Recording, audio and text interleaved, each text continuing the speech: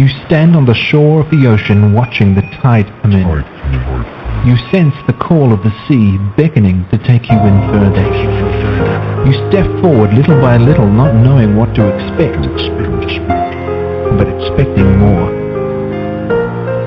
You keep going as the ocean calls you to enter in to deeper waters.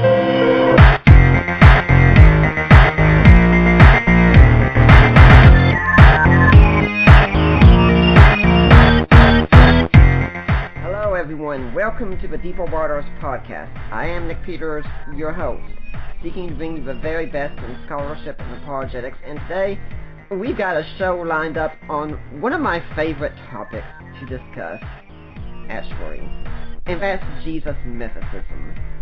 And if you've never heard of it, it's this idea that Jesus never even existed. I mean, that sounds like a very effective way deal with Christianity. I mean, you want to show Christianity as false? Well, the non-existence of Jesus would certainly be a huge problem for Christianity. But is the view really tenable? Should it be supported? And when atheists are advancing this idea online, are they really just making fools of themselves? Well, my guest would say so, and that's Albert McIhenny, who is he's a retired IT support technician with a BA in mathematics from Temple University. He worked in the information technology field, both in network support and teaching classes to prepare for Microsoft and Cisco examinations. He became a Christian in 1992 and soon began using his lifelong interest in history, logical skills, and ability to process large volumes of information in a short period of time in his study of the history and development of the Christian faith. His interest in the subject of Jesus mythicism goes back to a chance encounter with a conspiracy theorist shortly after becoming a Christian. He is currently in the process of writing a series of ebooks titled A Christian Response to Jesus Mythicism that critiques all aspects of this movement. So, Albert, welcome to the Deeper Waters podcast. Thank you, Nick. Now, and I'm glad to be here. Well, I'm glad you're here too. Now, my audience probably doesn't know who you are. We've gotten a little bit about you academically, but tell us a bit more about how you got to be doing what you're doing today. Well, first of all, I became a Christian, I would say, well, I was raised nominally Catholic, like lots of people, or nominally Christian, and fell away as a teenager, which also is fairly common, and I had become a Christian again in the early 90s. And what happened is that after I had become a Christian, someone I worked with shortly on a temporary project was a big conspiracy theorist, and we're talking mid-90s roughly, and he had all these videos and books that were all, it was the typical thing, you know, the Federal Reserve, the Holocaust never happened, and every other nutty idea you could think of, and one of them was that Jesus didn't exist. And he said, you know, you're a Christian, you've got to know that Jesus never existed, which sounded pretty silly to me, but he said, you've got to look at this, and so I did, and and at first it was kind of surprising that these people were making these arguments, but once I started checking into them to see did they actually have sources behind them, it became apparent very fast that they didn't. And so I more or less gave the person the material back and never gave it another thought, really, until years later when suddenly this thing is all over the internet. Yeah, now you've talked about that. It's a film called Zeitgeist. Yes. That came out. Could you tell us what Zeitgeist is for those who don't know? Zeitgeist is a 3-part conspiracy theorist film. Now Peter Joseph, whose real name is Peter Joseph Merola, but he goes by Peter Joseph, made successor films to this that deal more in economics, and that's not. And the latter 2 parts of the Zeitgeist film really are not the topic here. But Zeitgeist, the original film, was a 3-part conspiracy theorist film. The second part dealt with 9/11. It was a 9/11 truther type of thing. The third part dealt with the Federal Reserve and international banking and the conspiracy theory there. But the first part dealt with the idea that Jesus never existed and that all religions were based upon the zodiac, and including Jesus was a sun god, and the apostles were the 12 signs of the zodiac and various other things like that. And then they gave all these arguments to claim that Jesus never existed, and it was all really silly. And it's things I had seen over a decade earlier from the material that person had given me, which was a particular individual named Jordan Maxwell, a conspiracy theorist. And I realized watching this film that Peter Joseph must have seen the same material.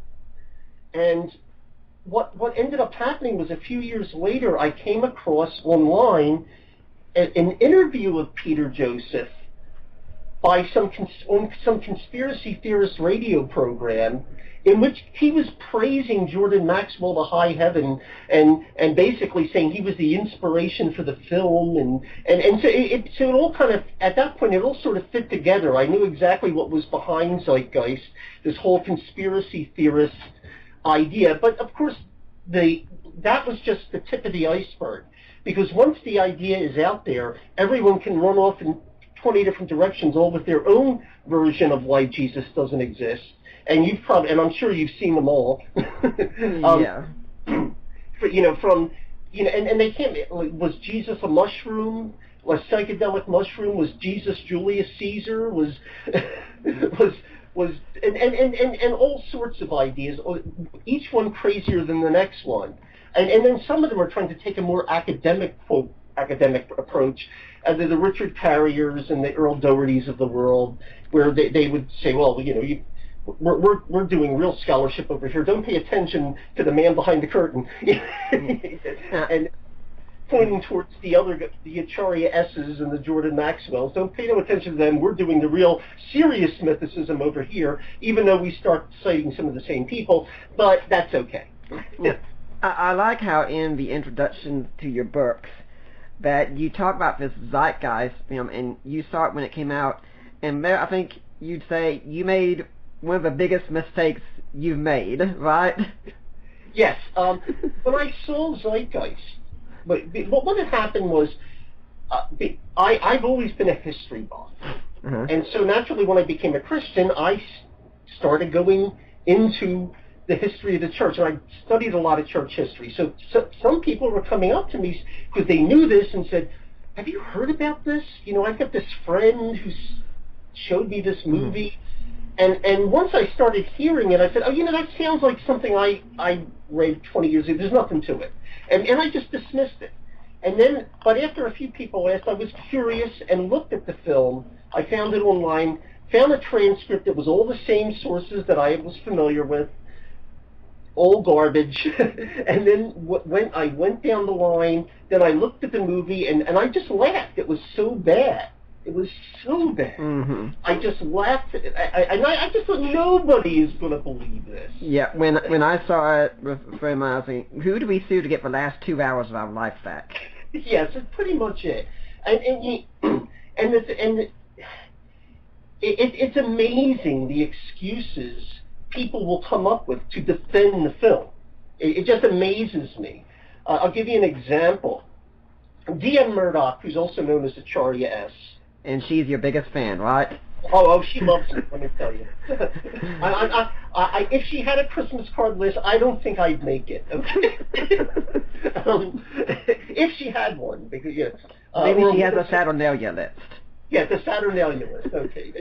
But one of the things because obviously there is, by the way, just for people who are curious, there is no Egyptian mythology in which Horus is crucified. It doesn't exist. There is none. Horus was never crucified. Mm-hmm. End of story. The end. Not anywhere. And what she did because what I think honestly happened was when she wrote The Christ Conspiracy in 1999, she really didn't know any better. Mm-hmm. That she was reading these 19th century crackpots like Percy Graves and Gerald Massey, who were completely bonkers, basically, and just taking them at their word because it was what she wanted to hear. Mm-hmm. So she just regurgitated a lot of it, but these people weren't scholars. And when she realized that basically there was no crucified Horus, she redefined the word crucified. Yeah. So So now crucified means just having your arms extended. So when I do jumping jacks, I'm being crucified. Mm-hmm. If any picture of a god or deity of some sort, if they're raising their arms, they could be casting a spell, doing a dance, raising the roof. Well, dang, I've seen some people crucified in church, Ben. Yeah, oh yeah, absolutely. No matter what, or they could be flying through the sky in the shape of a falcon, like Horus, or they could actually be executed on the Roman cross. It's all the same now. See, that's so she just redefined the word crucified to prove to say, see, I was right all along. Of course, if the claim in Zeitgeist had been at the beginning to say, instead of Horus was crucified just like Jesus, if they had said Horus has a picture with his arms stretched out just like Jesus, everyone would have gone, yeah, so what? Mm-hmm. But because they used the word crucified, which obviously means to be affixed to a cross, to actually be it has a meaning, and it has to do with a form of execution. Yeah. But by basically equivocation, you suddenly stretch the definition to include anybody stretching their arms out. Like when I wake up in the morning and I stretch out, I'm crucifying myself. Apparently,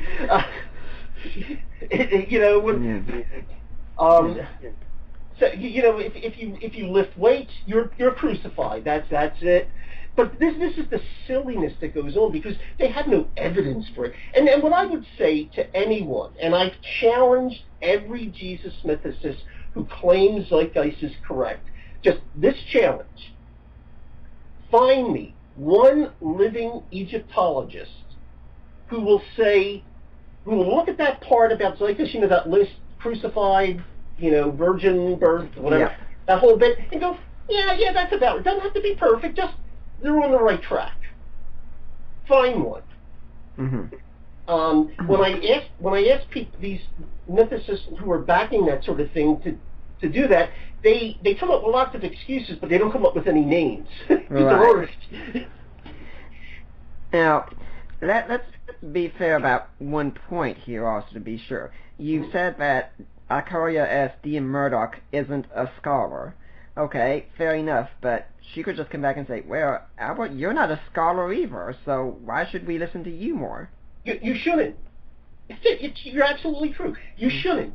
You shouldn't listen to me because I'm not a scholar. Okay? Mm-hmm. You shouldn't take my word for it. And you've read the books. I give sources. Mm-hmm. Are scholars. Mm-hmm. In fact, I have intentionally avoided, even though I could have used them as sources, I have intentionally avoided people who have the reputation of strictly being Christian apologists. Right. Like I even though I like J.P. Holding, but I would use J.P. Holding, like I cited him once to say J.P. Holding said this, but I wasn't citing him as evidence for a position. Right. I would certainly cite, like on an Egyptology question, I could cite Eric Horning. On a question on church history, I could cite Yaroslav Pelikan, and etc. I'm citing real scholars, including some on the other side who would be considered skeptical rather than Christians. But the people I'm citing are scholars. Yeah. So if you have a problem, take it up with them. Okay. Right. You don't have to take my word. I don't want you to take my word for it. Yeah. That's why and you've seen how many footnotes I have in these things. Oh yes. If I were a scholar, 2/3 of those footnotes could go away. Yeah. Yeah. But the only reason I have so many footnotes is I'm trying to cover all the bases. Now, when you talk about which ones you do cite, you're even making a point when you say to not cite specifically Christian scholars, because I don't see you regularly citing, say, Mike Licona or Gary Habermas, even though they'd both be excellent sources, or even Edwin Yamauchi. Yeah, I cited them once in a while and I cited Christian scholars in certain instances where it's a non-controversial thing. Right. Like and generally, like for example, when I dealt with in portions where I deal with Gnosticism, there are prevailing theories. One is that Gnosticism arose either basically contemporary with early Christianity, and here we're talking Gnosticism in a general sense, not Gnostic Christianity, the Gnostic form of Christianity. Right. And then it was applied to Christianity as another form of Gnosticism. That's one theory. And the other theory is that Gnostic Christianity is the only type of Gnosticism there ever was, and it was a heretical growth out of Christianity. Mm-hmm. Now, I listed a Christian scholar as an example of someone who believes the latter position, but I'm not depending on him to make a point, just to say, here's an example of a scholar who takes view B, and here's, like I gave view A, I gave Edwin Berger, and on B I gave Yamachi. So I've given these different people as examples, but I'm trying to on controversial topics give every position. You know, if it's not controversial, then it really doesn't matter who I cite, because it would be up to them to come up with a counter citation. Now, when I was on the Atheist Analysis show being asked about this, I remember the host saying that when you look at the number of scholars out there in the field, I mean, there'd have to be, 8% who are mythicists? I said, go lower. Yes. 3%? Lower still. Well, how low are we talking? I said, maybe like 0.0. Go ahead. That's 3. How about just 3? Yeah. 3 out of like a few thousand or so, right? Yeah, 3 out of 10 to 10. You know, and then look, and there may be someone we don't know, but obviously it's not someone who counts. If you've never heard of the person, you know, and the ones we do know, I'm not sure how many of them actually teach at a university. I mean, people with PhDs like Richard Carrier has never taught at a university, as far as I know, and the same and Robert Price, I don't think no longer does. I don't know if he did a video thing, I think, for some university, but a few years back, but I don't know that neither one of them has a tenured position at a university, certainly. Now, when we're talking about people in the field, we're talking about specifically New Testament or classical history. We're not talking about, like, say, philosophers or scientists who are PhDs who say Jesus never existed. That could be a large number, but people who are in the know in the subject area. To give you an example of just how low on the totem pole this is, you may be talking for people who have a tenured position at a university in a related field who say Jesus did not exist, not people who are Jesus agnostics, okay, who might say, well, but people definitely say I think Jesus didn't exist. We're talking 2, 3. But to give you if you're talking people with PhDs, you might go up to 5 or 6, 7. But the fact is, I can name you 3 people with PhDs in physics who are geocentrists, who believe the Earth is the center of the universe, and they've got PhDs in physics or astronomy. Okay, you can always find somebody to believe with a PhD. In a relevant field to believe just about anything. It doesn't mean that validates the position. It just means, every field has its cranks. Yeah. I mean, has its or off base. Yeah. Now, you've talked some about Richard Carrier, who I'm sure is very well known to my audience since he's very popular as a prominent internet blogger, as Tim McGrew prefers to call him nowadays. And you wrote an ebook, Meet the Mythicist, and it's got one of the best lines. I'm probably not going to quote it exactly, but it's not. There are many things that can be said about Richard Carrier. Humber is not one of them. Yes, that is you got it perfectly there. That is exactly it. And anyone who's ever read his blog or his looked at his website, where he the internationally acclaimed, and goes on about his his positions are world known and something. It's just like, no, nobody knows you really outside of your fan club. I mean, I'm not knocking it. Look, the guy has a PhD in history. He had to do legitimate work. I'm not saying he's stupid by any means. Right. He had to do real work to get that PhD. So at some point, he did real work in history. It had nothing to do with Jesus, but he got his PhD, and that's to his credit. But he's not this world known. And here it is. It says I brought it up. It says Richard Carrier is a world renowned author and speaker. And published historian, philosopher, prominent defender of the etc. And it goes on about his publications have received international attention. Yeah, maybe on the atheist web, I guess you'd have a couple of different countries. That's international.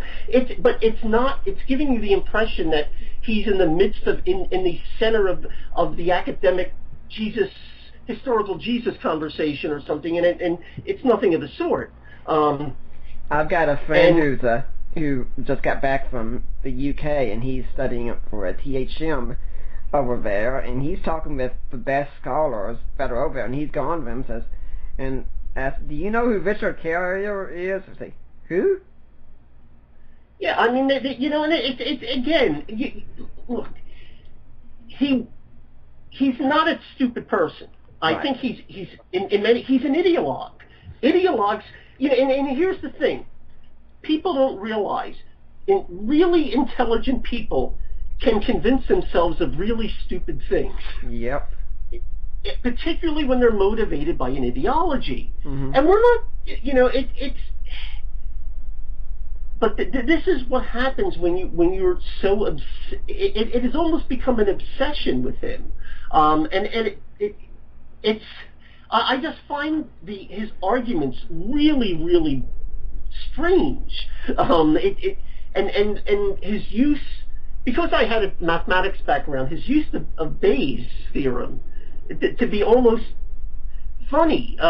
If you know anything about mathematics, some of the ways he uses Bayes' theorem, it will just have your head, your eyes are rolling, and I'm sure if anyone wants to know more details, you can talk to Tim McGrew, who has a PhD, I think, in mathematics. But it's just it's very painful actually because I have some background in it to look at the way he uses Bayes' theorem, and it's very arbitrary. He just sort of picking things out of thin air and claiming this is because one of the things of Bayesian analysis is to come out with new information, but he comes out with something that isn't new information, it's old information, and it doesn't really apply, and he misapplies the theorem. And Tim McGrew has told me about it, that it's garbage in, garbage out.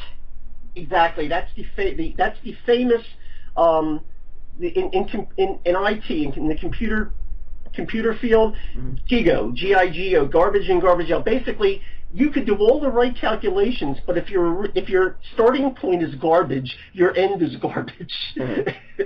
and that's pretty much what happens with Carrier, and particularly, the whole thing, the dispute he had a few years ago with Ehrman was absolutely hilarious from my point of view. In fact, I would say that if anyone goes to my blog and look up, just do the search in there, look up Richard Carrier, and there'll be an article titled Bart Ehrman versus Richard Carrier on Jesus Mythicism, and just read that. And that, because I'm not going to get into it here because it's too long a topic by itself. But if you want to know about what I think of Carrier's arguments, and I expose all of them, they're all in there, so you can go take a look. Now, Bart Ehrman there's a tape of him speaking somewhere. I think it's like the Freedom from Religion Foundation or a place like that.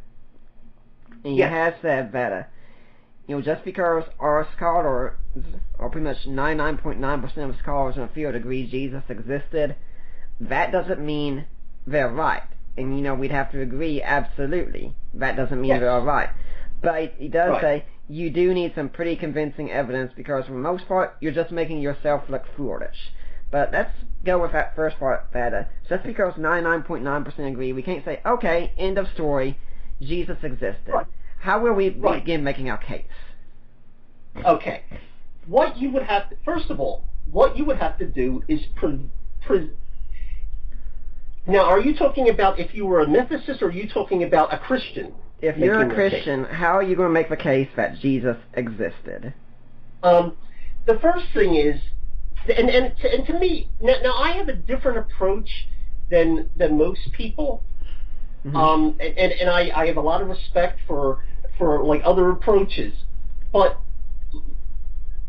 I begin with the premise that if Jesus had never existed, somebody would have noticed before the year 1783. Mm-hmm. And here's what I'm saying. Okay, you have Jesus, or at least the Christian faith in one of them, and Jesus, and arguably Jesus definitely in 2, and arguably in 3, with Tacitus, Pliny the Younger, and Suetonius. Mm-hmm. I forget how you pronounce his name. I know it's not exactly Suetonius, it's Suetonius or something like that. But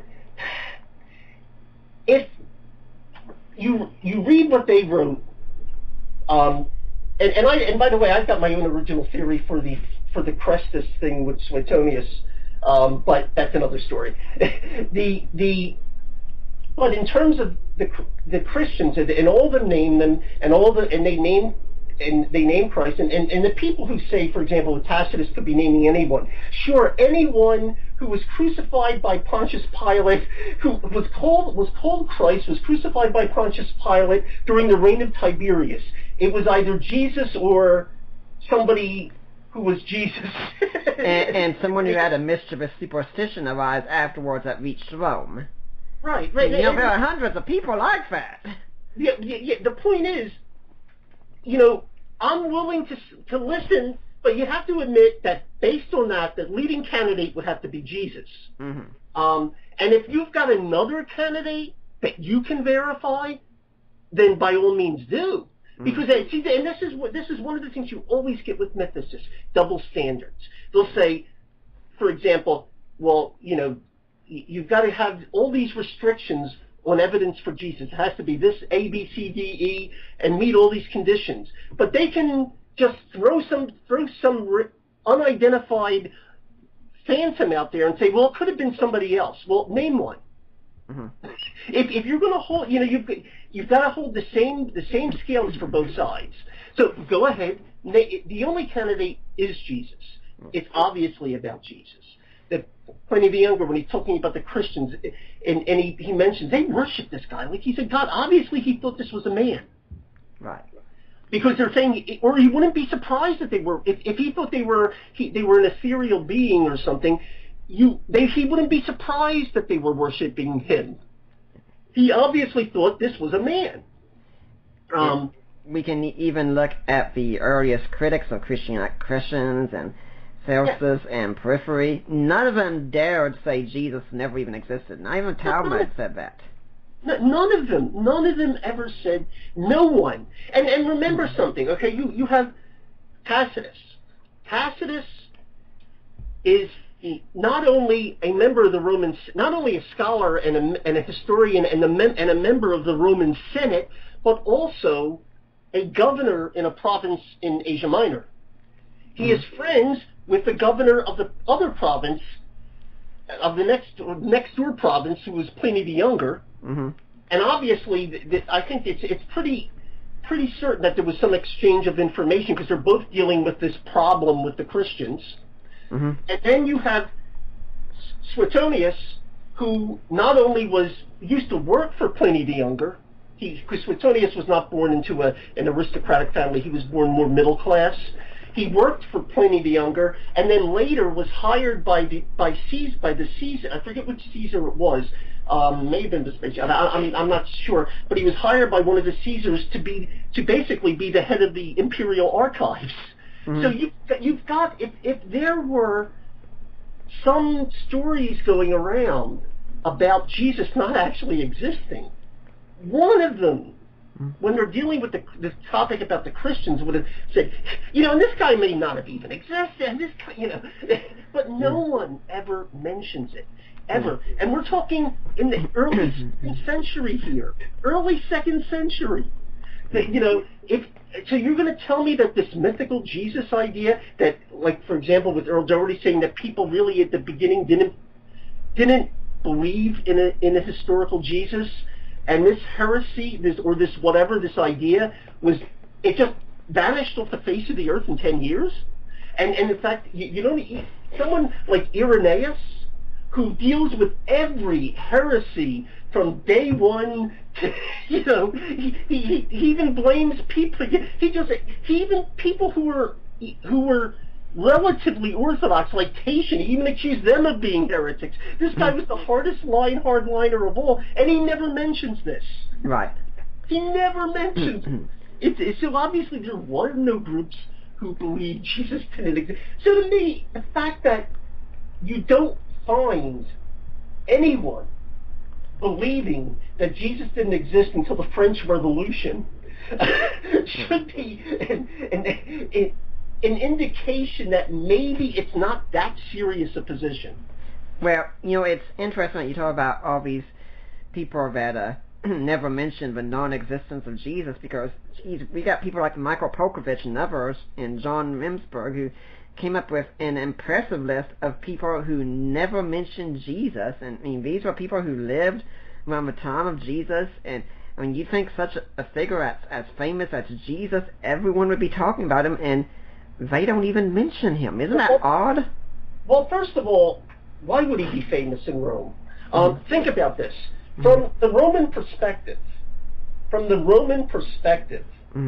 okay, Jesus was this guy that there were rumors about him doing what, and you got to remember, at this time, in this period, it wasn't that, the idea of sorcerers and magicians, and I don't mean the entertainment magicians, I mean people casting spells and that sort of, was fairly common at that time and place. So the idea that someone might be doing something like this, people might think he's a sorcerer. In fact, that's one of the accusations in the Talmud, right. That he was a sorcerer. Celsus said the same thing, didn't he? Yeah, I'm sorry? Celsus said the same thing, didn't he? Yeah, Celsus said he thinks that Celsus believed Jesus learned his sorcery in Egypt. So this would not, the idea of there being people who could do magic in the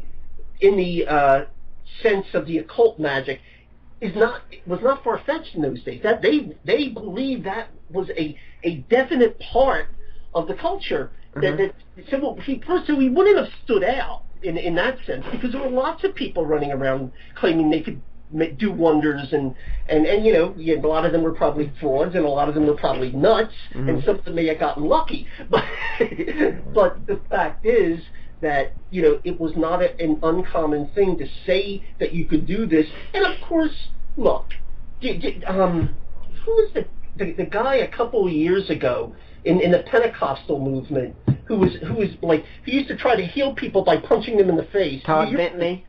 Yes, Bentley. Well, he claimed to raise 12 people from the dead. That's a lot more than Jesus did. But you ask most mythicists, who's Todd Bentley? I mean, I couldn't even remember his name just now. Right. They never heard of him. Okay? And this is during the information age. This guy says he raised 12 people from the dead. How could you not know him? Well, here we're talking in the days when things had to be carried by foot or on a ship. That you don't have, the media. There were no iPhones in the Roman Empire. You couldn't turn on CNN. Right. They didn't have God TV where you could just go and look at the latest Wonder Worker. No, it wouldn't. They wouldn't have known. There wouldn't have been that. Basically, what would have happened if anyone knew of Jesus at all, who was a Roman? It would have had to been that they just happened to be in Jerusalem or in somewhere around that time and period, heard about this guy, heard he went to Jerusalem, he caused trouble for a week, and they killed him. That's You know how many people the Romans executed during? Yeah. I mean, they had almost like an assembly line going on. I mean, Jesus wasn't the only one. You know. In fact, we could say not only did they kill him, they crucified him, and that would make it even worse. Yes, that was not that. For example, when Paul was executed, he didn't get crucified because that doesn't happen to Roman citizens. Right.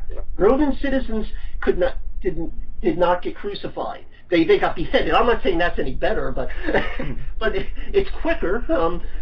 But crucifixion was a humiliating form of execution. But when you're dealing with, so first of all, the idea that he should have been known is ridiculous. No. You know, from the Roman point of view, he caused trouble for a week. He was dead by the end of the week. Okay, and that was it. Was it. There's a scene in the Bible miniseries. Whenever Allie and I have watched it, it's about Pilate ordering the crucifixion of Jesus, and after he orders it, he'll say he'll be forgotten within a week. Basically, from their point of view, he was forgotten within it. I mean, I'm sure from the Roman point of view, he was pretty much forgotten until the Christian movement became a problem.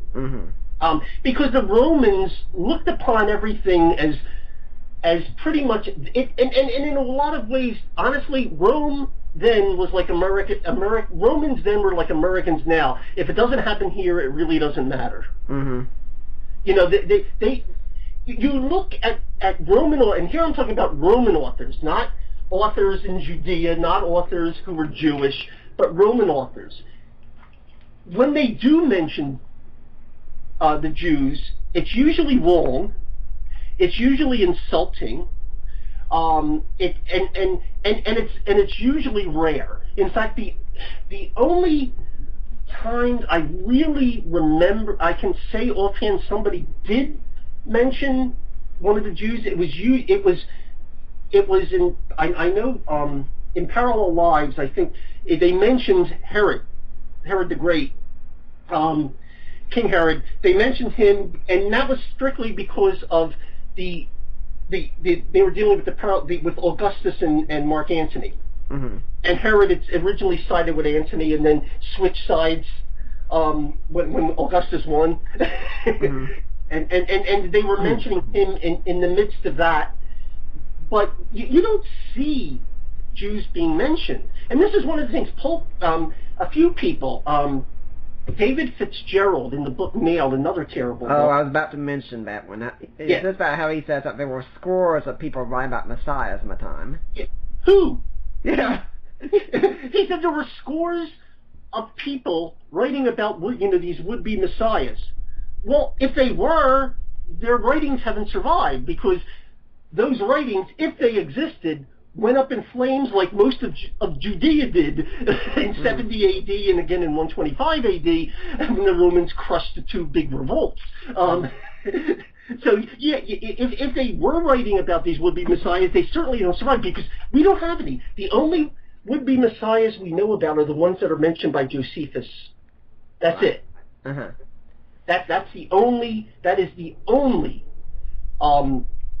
would-be messiahs we know about, is a few mentioned by Josephus in that time period. But there's no scores of writers. In fact, Tim O'Neill, who I'm sure you're familiar with. Oh yes.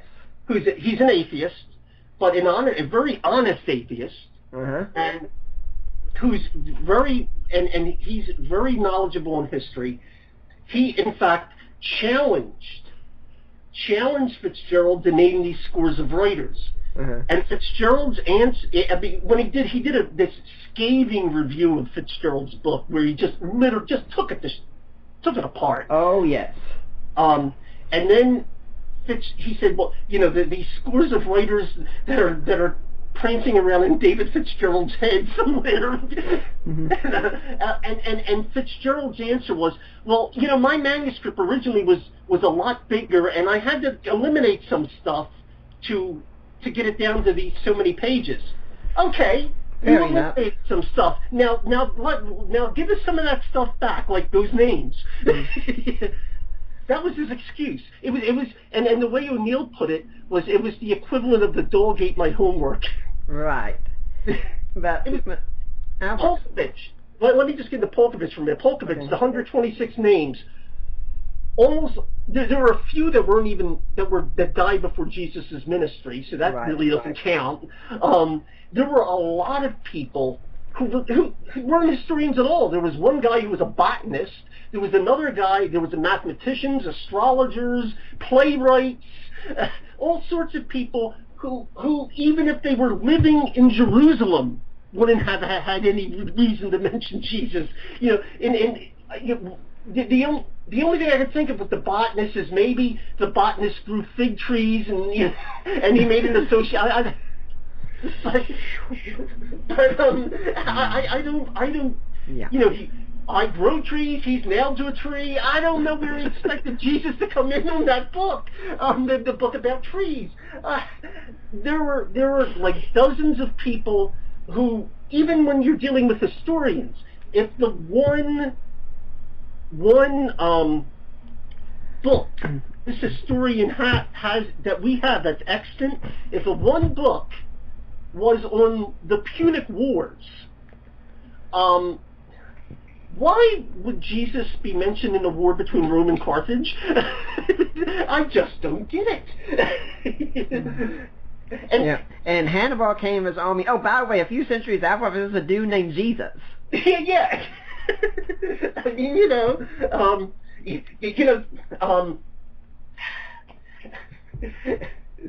it's absolutely these names. This list, out of them, you may have made an argument for maybe one or two people.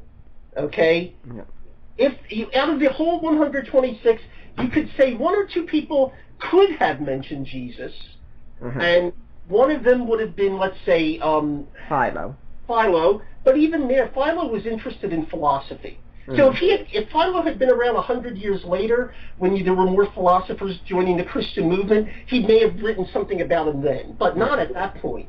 And contrary to what people think, Philo wasn't even in Jerusalem at the time, was he? No, he was not. In fact, he visited Jerusalem once, doesn't mention when it was, so we have no evidence that he was ever there at the time, and there's no reason for Philo.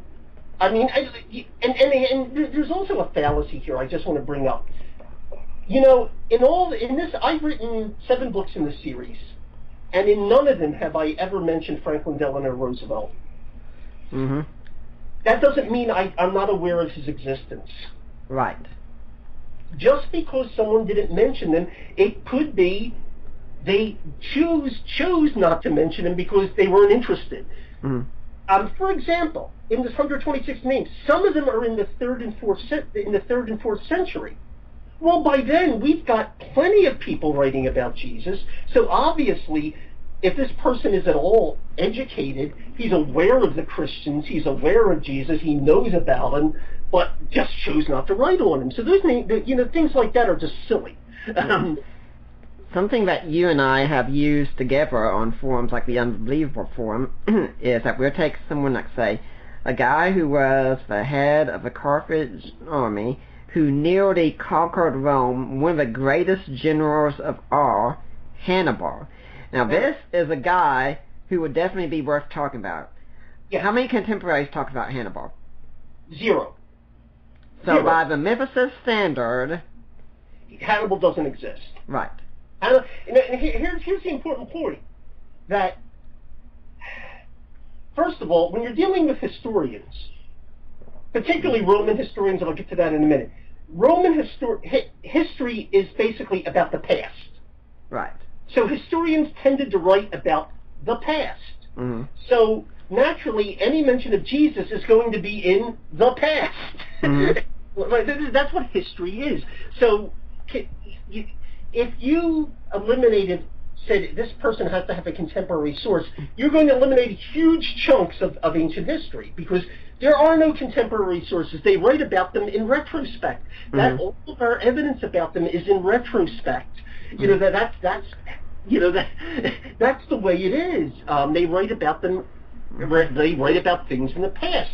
And now, when you're dealing with someone, let's say like a Tacitus, there's a fairly good chance, I would think, that someone like Tacitus, who was considered one of the more reliable historians, would have mentioned that there were some stories that Jesus didn't exist, if there were such stories, which I mentioned earlier.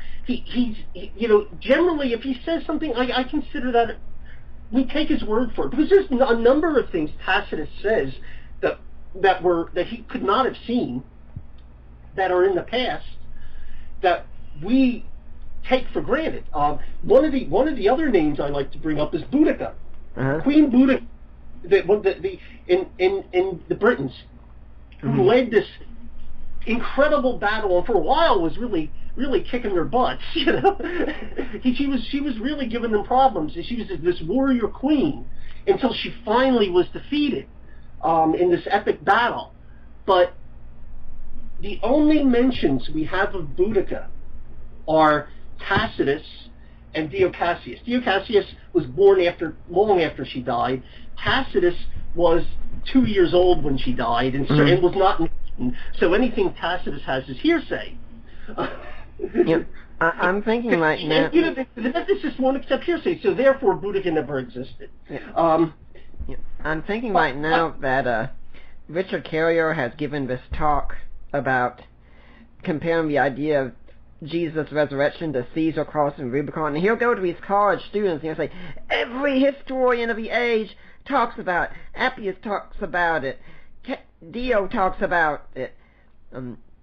Plutarch talks about it. Suetonius talks about it. He says, every historian of the age. He doesn't mention the earliest one would have been at least 100 years later. Right. But even that, okay, even if there had been one, even if, let's say there had been one, okay, of course, the guy just conquered Rome. The people you're writing for are Romans. They'd be interested in that. Right. They're not interested in some wonder worker in Judea who got killed after a week. I mean, of course. Now, you may have made you could have made an argument. Let's say that if we had extensive records for, documents, thousands of documents from Judea during that time period, and there's no talk of any of the stuff that, you may have made an argument there, but no one in Rome is going to care about that. No one. No one. And that's this is the sort of thing. It's just frustrating. It's frustrating when you hear nonsensical arguments like this, as if they mattered, because there is this double standard, and the perfect example is Boudica. There is no reason by their ethicist standards to accept Boudica as existing unless you accept Jesus as existing. And Boudica would have been you have lots of reasons for Boudica to be much more famous. I mean, they were worried about her. They weren't really, nobody outside of Jerusalem was really that concerned with Jesus at that point. And certainly remember, Pilate is not exactly going to be writing home to the Caesar and saying, man, did we just have a close one? This guy was good. That's not something the Caesar wants to hear. He generally, as you're probably aware, when you're dealing with emperors, they only want to hear good news. Right. They're not going to write home and say, I had to put down another rebellion, unless it becomes really serious. In fact, when we're talking about the messiahs that Josephus were about, for these ones that he talked about, you had to call out the Roman army to do your thing. Yes. You never had to do that with Jesus. No. Basically, with Jesus, it was you arrested him, you executed him, and you went home for dinner, and that was it. There was no until the story started coming around, and his followers were saying that he was risen from the dead and causing a ruckus. That's when suddenly it becomes an issue. So you don't really expect anything to happen until you don't really expect them to be mentioned until it reaches Rome, basically, and gets a critical mass. And that's exactly what happens. Yeah. Because that's when you see suddenly Jesus mentioned in Tacitus and Suetonius and and in Pliny the Younger. That's when you see it, and then you see more mentioned throughout that the 100s, throughout that second century. You start seeing his name mentioned more and more and more until, of course, by the 3rd century, it's pretty much common knowledge. So, because the Christians are a significant percentage of the population by that point. But there's one other thing I do want to mention while we're on this topic of Polkovich, is that there's always, and I've always got to drill this into people, there's always this argument, well, that doesn't count because it's hearsay. Right. And the idea is, hearsay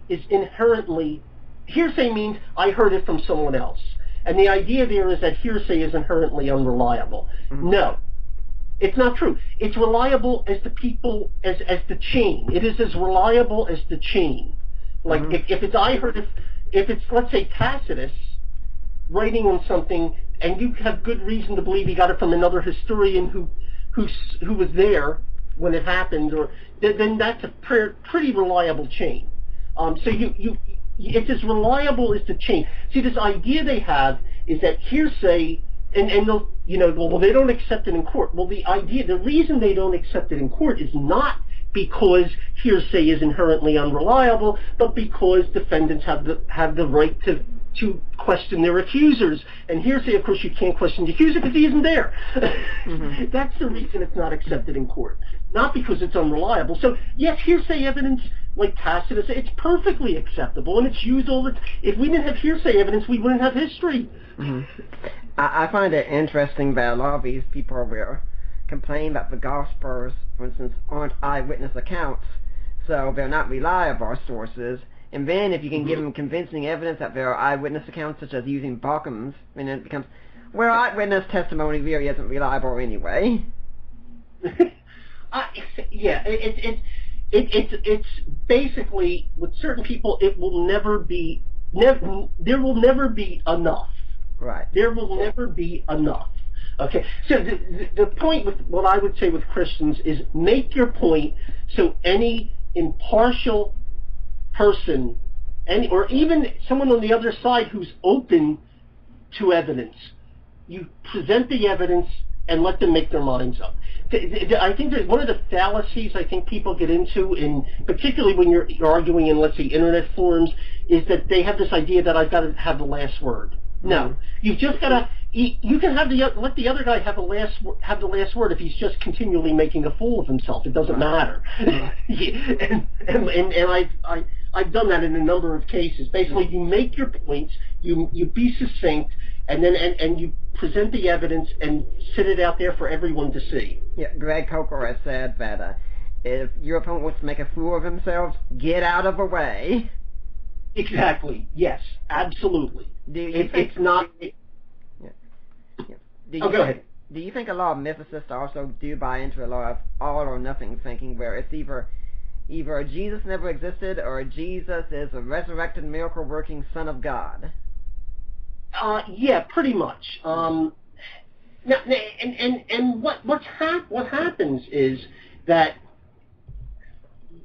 and this isn't universally the case, but what I find with a lot of mythicists is that they're former fundamentalists. Right. In fact, one of the books in the series I'll be doing will be on the connections between with extreme fundamentalism and Jesus mythicism, how in many ways their arguments parallel each other. Only one is blaming it on one is saying it's because historic Christianity is pagan, the other one's saying because Jesus didn't exist, but the arguments are identical. Right. It's what happens is they have this very, very almost naive, I don't want to say naive, but this superficial understanding of history and of the gospel and of the transmission of the New Testament. And once their bubble bursts, once someone is able to give them something that show that their little bubble they've created in their minds of perfection, that the transmission process isn't perfect, that everything isn't, just so the way they thought, they suddenly take that same mode of thinking and jump sides. Right. So this is what you get with someone like Dan Barker, who one of your favorite people, and you've written on him.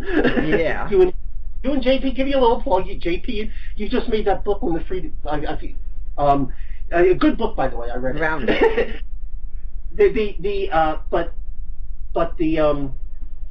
Barker was part of a very fundamentalist Pentecostal church, and lost his faith, and now he's still a fundamentalist. Right. He's still a fundamentalist. Now it's just, he just switched sides. Yeah. I mean, his methodology is exactly the same. The way he approaches problems is exactly the same as when he was a Christian fundamentalist. Only now he's just doing it for a different team. There was actually a chance, in fact, that I could have been debating Dan Barker a few years ago, and if that ever came up again, I would jump at the chance immediately. He's an interesting fellow, and if anyone hasn't seen it, you've got to look at that. If you go on YouTube, I know where you're going, and Google, don't quote me, bro. Don't quote me, bro. There's a video where Dan Barker is debating James White on the existence of Jesus, on whether Jesus was a myth, and James White starts by mentioning what Dan Barker has written in his books on the topic, and prepared to basically show why it doesn't matter. And Barker gets upset and doesn't want White to read out of things he's written, that Barker himself has written on the topic. Says you shouldn't quote out of my books. Well, yeah, it's one of the funniest. Okay, that's. But it's don't quote me, bro. Just Google that or do the search on YouTube. It's one of the funniest things you'll ever see. Yeah. One thing also is along these lines that you've said that if you're going to be a mythicist for Jesus, eventually you have to be a conspiracy theorist. Yes, because basically what has happened. If you're a mythicist, you have to be. If you're going to be consistent about it. Now, lots of people can be anything without being consistent. I mean, there's no rule saying most people aren't consistent. I'm not going to say I'm perfectly consistent in all my beliefs, but if you really carry it out, you have to be a conspiracy theorist because you believe that all these people got together and made up this story where they wanted to get everybody to worship some Jewish guy, and the story is that, well, we executed him. Now, and they're writing this, remember, for Romans. We executed him. We executed this Jew, but he's a god. Okay, so now we have to worship him.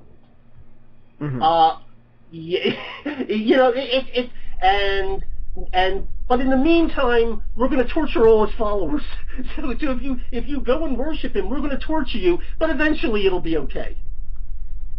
Yeah, it's kind of Joseph Atwell's hypothesis, wasn't it? Yeah, pretty much. Yeah. But eventually and the one thing I will give Atwell credit for is he definitely took it to its logical end. He took mythicism. That's basically what you pretty much have to come up with, something like that, like the Jesus was Caesar idea, or some crazy idea like that, where there was this conspiracy, this hidden conspiracy to. When you talk about Atwell there, I can't but remember that my debate with Ken Humphreys, which you're one of the people who was helping me prepare for it. I'll be fair about that and honest about it, but. When I was debating him, we started talking about the Gospels right off, and how I'd said, okay, what genre are the Gospels? And he said, historical fiction. Do you have any scholars who support that? I got a list of scholars as long as your arm. Could you give me your definition of a scholar? And that is where the hilarity really started, I think. Yeah. Basically, what you find with mythicists is a scholar is somebody who agrees with them. Right. I mean, I've been in arguments with people who insisted that Tony Bushby was a scholar. who insisted that D.M. Murdoch is a scholar, Mm-hmm. who even insisted Jordan Maxwell is a scholar. And honestly, as much as I can criticize D.M. Murdoch for some of the crazy things she said over the years, Maxwell and Bushby had her beaten in the loony bin department by a mile. Wow. I mean, she's actually toned things down. Bushby was advocating that the Gospels were written in the 4th century. Hmm. That Constantine wrote them. Well, maybe John Loftus would go along with that after his debate with David Wood. Maybe, I don't know, but I mean, it's kind of hard to say that they were written in the the 4 Gospels were written in the 4th century when we've got a manuscript from the second century that has 2 of them in it. Right.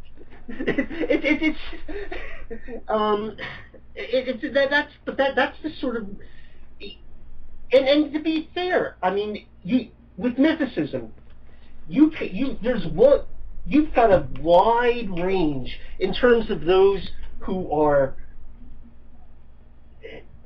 at least sound superficially plausible. Mm-hmm. Some of the arguments might sound superficially plausible, and then you have things that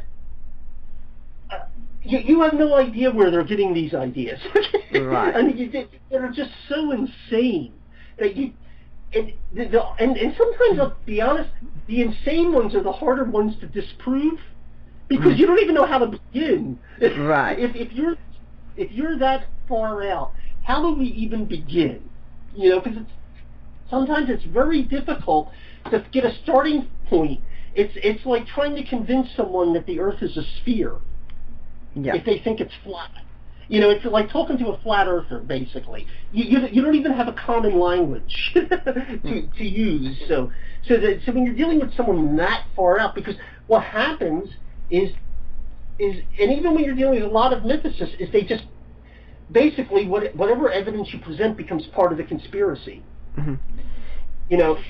It's like, well, look, here's evidence, let's say, from this writer from that time that's not true, and he says, well, he was part of the conspiracy. Right. It just keeps going around in circles, and at some point you just simply say, okay, this person is just crazy, and you just let it go. There's nothing you can say other than to present the evidence and in an open way, and so anyone watching, let's say if this is on a forum, they'll be able to pick it up pretty quickly. Yeah, I'd like to remind everyone that you're listening to a Deeper Waters podcast right now. I'm talking with Albert McIhenny, who's written A Christian Response to Jesus Mythicism, an excellent ebook series. If you're listening next week, well, I don't really know right now who's going to be on next week because I'm working with 2 different people. But I can tell you who could possibly be on. I have 2 guests in mind. One of them would be Deborah B. Hirsch, who's written the book Redeeming Sex. That's going to be a very interesting talk. And then the other would be Greg West of The Poached Egg, one of the most popular project sites online. Both of those are potential guests that we've been working on. So who's going to be here next week? Well, I guess you have to tune in to find out. But for now, we got Albert McIhenny here. We're talking about Jesus mythicism. Now, you were just saying that some of the crazier ideas are the hardest ones to deal with because you don't really know where they're coming from.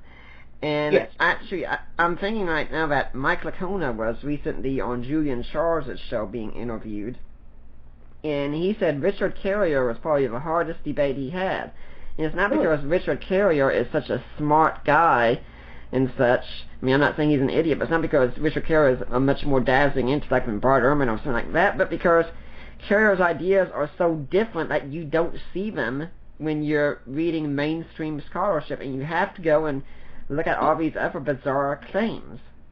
Right, exactly. And that's one of the reasons I started writing this series. Mm-hmm. Because when I had first been confronted with this evidence, I'll admit, when I first saw it, I was like, could this be true? Mm-hmm. Which is why I can sympathize with your average Christian in the pews who can be totally blown away by some of this. I mean, there are people who I've known whose zeitgeist rocked their world. Right. I mean, they really, because they'd never been exposed to it. And the same thing happened to me. I just had no idea about this stuff, but I looked into it, and I found out where it came from, and so I was very familiar with the material. one of the reasons I started writing this series is because a number of people who had, there were a number of people who've treated the topic well. I thought Holding's Shattering the Christ Myth, that was a very good collection of articles. That's great. That's a really good resource. The answer, the one that was there was a response to the pagan Christ. I'm trying to. Stephen Bedard and Stanley Porter. Yes. Yeah, his response to the pagan, it was Unmasking the Pagan Christ. That's what. Right. It was. Stephen Bedard. That's an excellent book. There was an amateur writer, if you want to, named David Anderson, who wrote a book called Myth ? Which I thought was a good beginner's book for the material. It's more or less just like responses, just straightforward responses. Not a lot of necessarily in depth, but it covers all the bases in a very and I think that's a good introductory book. Mm-hmm. But the problem was that when you're dealing with scholars, they don't deal with these people who make these claims. They don't face these people. You and I would probably have more experience dealing with Jesus mythicists than Mike Lacona does, your father-in-law does, because he's not going to be dealing with them. Right. The reason Bart Ehrman even wrote the book, though, was to clear up the point because he says, atheists keep citing me saying that I say Jesus never existed. I don't say such a thing. Yeah. It was basically Bart Ehrman wrote that book, and the way I remember when I blogged about it originally, I made a blog post that made the point that when you come down to it, Bart Ehrman thinks mythicists are nuts, and Bart Ehrman wants you to know that Bart Ehrman is not nuts, and that's pretty much it. And I think that was the reason for writing. But he was very nice to some of the mythicists. They weren't very nice to him, but he was very nice to some of them, saying, well, then look, they presented it in an academic. He complimented those who at least presented it in an academic fashion. Yeah. Even though he still thought, look, let's be honest, he still thought they were nuts. I mean, when I read the book, it was kind of like you could get the impression he was like, I can't believe I have to write this stuff out. As opposed to when he was dealing with, let's say, freaking Gandhi or Acharya S, when he just totally whitewashed. But apologists are the ones who deal with these people, not scholars. We have much more experience dealing with mythicists. Right. Honestly, my whole theory on... Now, look, to be fair, Bart Ehrman read The Christ Conspiracy. And to be honest, when I wrote a review for that book, I have it online, it's on Amazon, I gave it the title Plan 9 from Jesus Mythicism. Mm-hmm. If you're familiar with the supposed worst movie ever made was Plan 9 from Outer Space, so I called this Plan 9 from Jesus. It was that bad. Now, her newer stuff is, in my point, just as far out there, but it's presented in a much better. It's argued much better. Mm-hmm. The points aren't any better, but at least superficially, like you could read The Christ Conspiracy without any background at all and know the book was just nuts. I'm thinking I think Martin Luther described Christians as being forgiven as snow-covered dung. And that's the kind of thing I'm getting in mind. Well, let's put it that way. Her newer books are snow-covered dung. Mm-hmm. The Christ Conspiracy was just dung. Yeah. To be honest, I mean, because she still makes the most ridiculous citations. And I've got my all-time favorite. If I had one Acharya S, my favorite Acharya S miscue of all time, I know if you've seen this, you've seen it in the book, in a couple of the books at least, which was the Addis one with William. She cited someone mentioning Addis as being the castrated and crucified Addis, and and he was using this as evidence that people used to believe Attis was crucified. Well, when you actually read the person she cited, what he's actually writing about is not Attis in ancient history, but Attis as he appeared in a poem by William Butler Yeats in the 20th century, and it had to do with a poem called Vacillation that had to do with the passing of the classical world into the medieval world that followed, and he used this the crucifixion imagery in there, but it had nothing to do with Attis actually being believed to be crucified in ancient times. And it's that's the nutty sort of stuff you get with these people, particularly those on that end of on this stranger end of the spectrum. With Carrier, you get different sorts of. With Carrier, you get less that than really strained arguments. Extremely strained arguments. Well, let's look at Carrier's position there, because this one has passed peer review. We have to say that. But I mean, you got this whole hypothesis that really comes from Doherty. If Jesus was really crucified in the spiritual realm, and this, according to the ascension of Isaiah, there wasn't an earthly Jesus, there was a celestial Jesus, and that's why Paul doesn't really say anything about a historical Jesus, because there wasn't a historical Jesus. I mean, that can sound convincing to some people. Yeah, but the problem is Paul did in a number of places, But what you find with Jesus mythicists dealing with Paul, and in fact, this will be one of the 2 books from now. One of the ebooks in the series. 2 books from now will be on mythicists and Paul.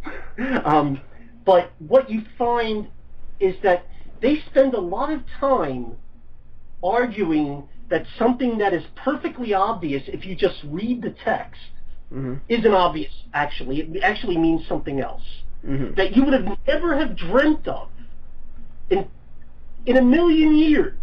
That's what it really means.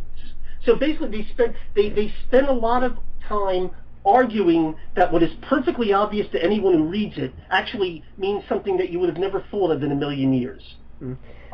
Let's use 2 examples. Okay.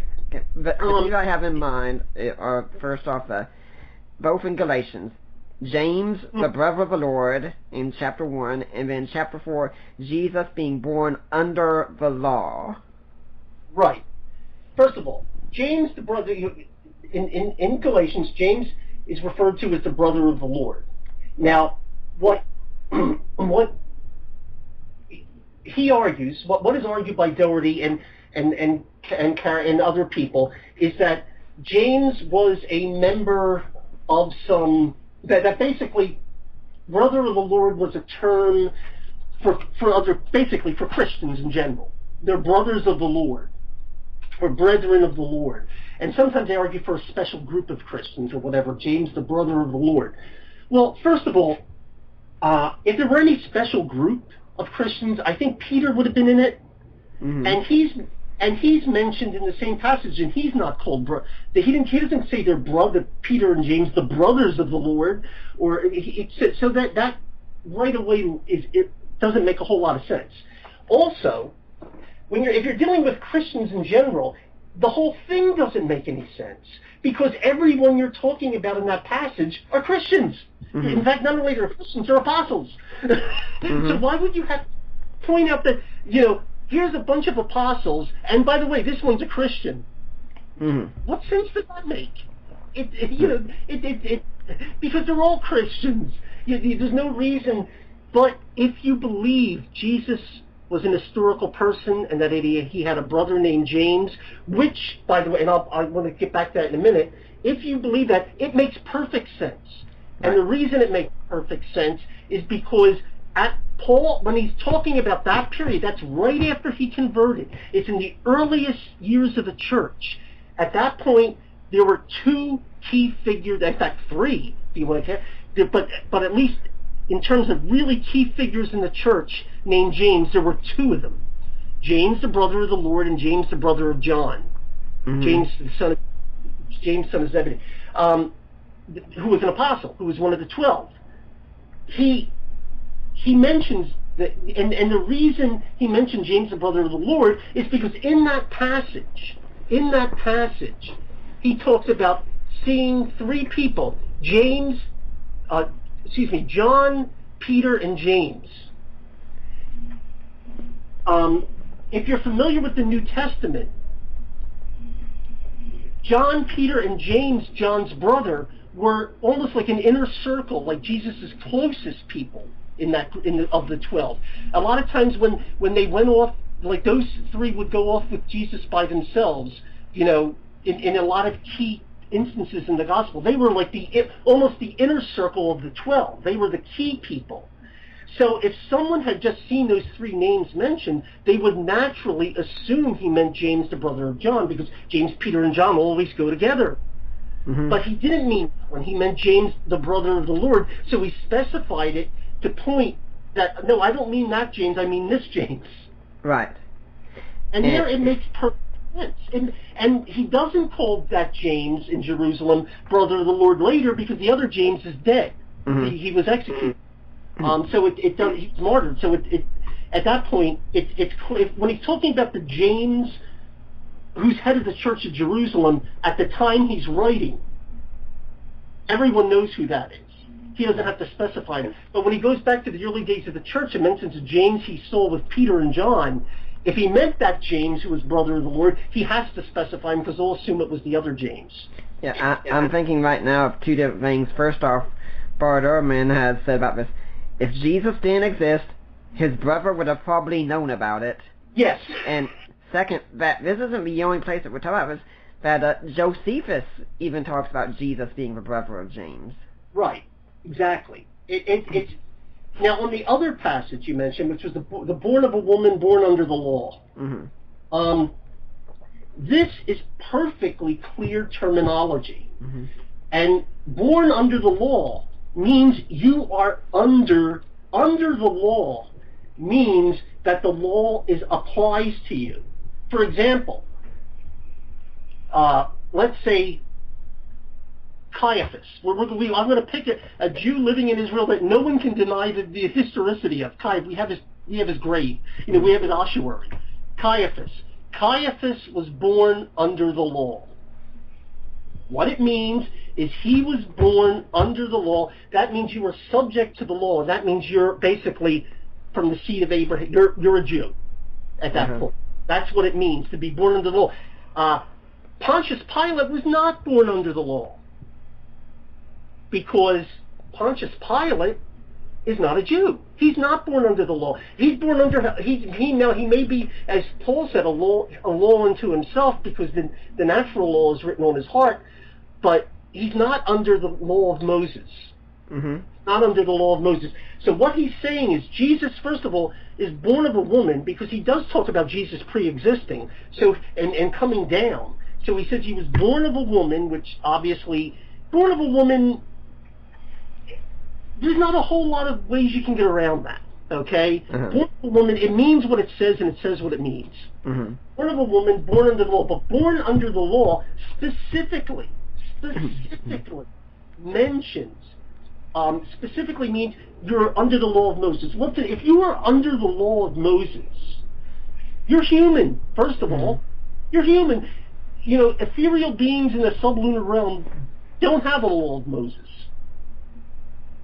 Right. It doesn't apply to. In fact, it doesn't even apply to most people on Earth at that point.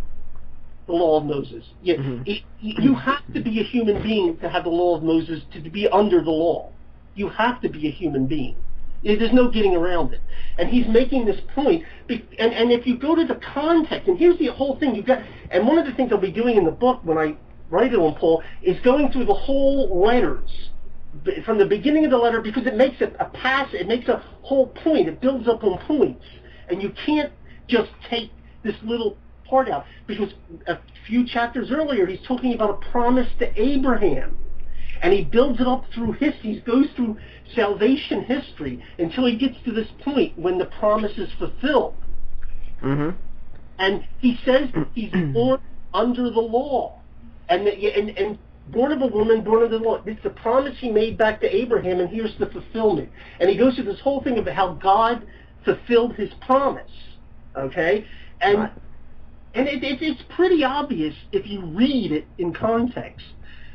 To be honest, it's even obvious if you quote mine it, to be honest, because if you see born of a woman, born under the law, well, born of a woman, okay, he's a guy, he's a person, and he's human, and there's some law he's born under, whatever law that may be. Maybe you don't know it at that point, but yeah, it's even.